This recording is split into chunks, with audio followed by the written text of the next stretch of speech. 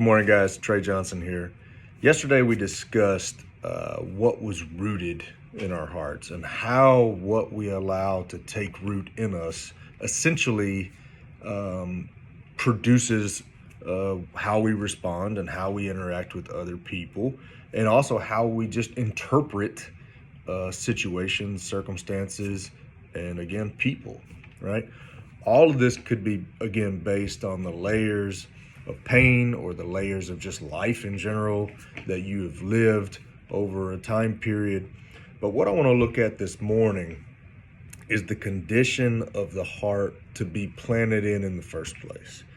Is it even in a place that's prepared to receive the seed, right? Jesus talks about this in the parable of the sower when he says in Matthew 13, verses 3 through 8, a sower went out to sow, and as he sowed, some seeds fell along the path, and the birds came and devoured them. Other seeds fell on rocky ground where they did not have much soil, and immediately they sprang up, since they had no depth of soil. But when the sun rose, they were scorched. And since they had no root, they withered away. Other seeds fell among thorns, and the thorns grew up and choked them. But listen to this. Other seeds fell on good soil and produced grain, some 100-fold, some 60, and some 30. Now, what I hear from this is a lot of times we get discouraged, right? We want everything to be perfect all the time, me included, I understand. But as we're trying to follow Christ, or we're trying to focus on good living, or just trying to change something in our lives, and then we continue to struggle, we get frustrated. Or better yet, when we see someone else who's not putting in near as much work as us, and they seem to have it all together, and they're doing just abundantly better than we are, at least at the surface.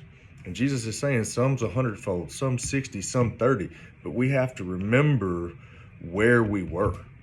We have to remember what a good crop can look like in us. If I'm in the depths of the sea and I'm drowning, then a good crop for me may just be my nose is now currently above the water. I can take a breath, and that's okay. That's another starting point for us to continue to build on. But you and me, we have to allow our hearts to maintain that good soil to be cultivated. And what I want to not lose here with you is this, that even a bad soil with enough work can become excellent. But it's going to take a desire to change. It's going to take commitment to change.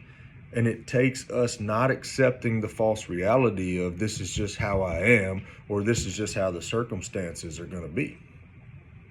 So I challenge you today to look at what soil type your heart is in. Is it in a place that's ready to accept change? Is it in a place that's ready to do some work? When the good seed finds good soil, things are going to happen. Changes are going to happen. Ground will be broken, and your life is going to change. So don't give up on yourself, and most of all, don't give up on a God who is powerful enough to change your life. Love you guys.